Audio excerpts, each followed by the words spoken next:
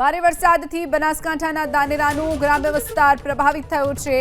દાનેરાના ગ્રામ્ય વિસ્તારમાં વરસાદી પાણીથી બરબાદીનો વરસાદ જોવા મળ્યો છે। વરસાદી પાણીથી જડિયા ભાટીબ રોડ ધોવાયો છે, તો જડિયા ભાટીબ રોડ ધોવાતા વાહન વ્યવહાર માટે આ રસ્તો બંધ કરવાની ફરજ પડી છે।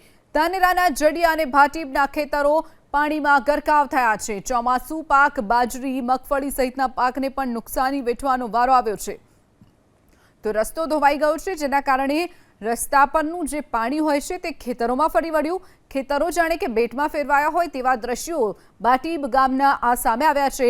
બીજી તરફ હાલ આ રસ્તો બંધ કરવાની ફરજ પડી છે। ભારે વરસાદથી બનાસકાંઠાના દાનેરાનું ગ્રામ્ય વિસ્તાર પ્રભાવિત થયો છે।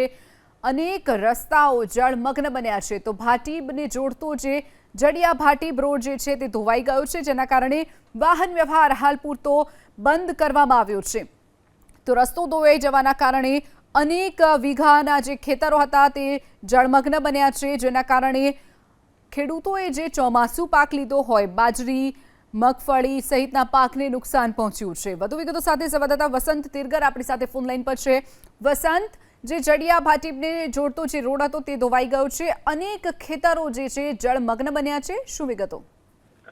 બિલકુલ, જે રીતે ગઈકાલે ધોધમાર વરસાદ ખાબક્યો, અનેક જગ્યાએ તબાહીના દ્રશ્યો સામે આવ્યા છે।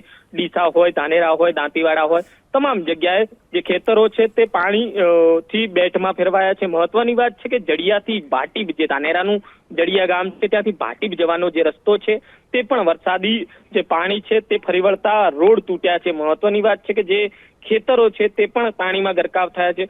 મોંઘા ભાવે ખાતર, બિયારણ અને ખેડાઈ ખર્ચ કરી મગફળી અને બાજરીનું જે વાવેતર કર્યું હતું તે પણ પાણીમાં ગરકાવ થતા ક્યાંક ખેડૂતોને મોટું નુકસાન વેઠવવાનો વારો આવ્યો છે।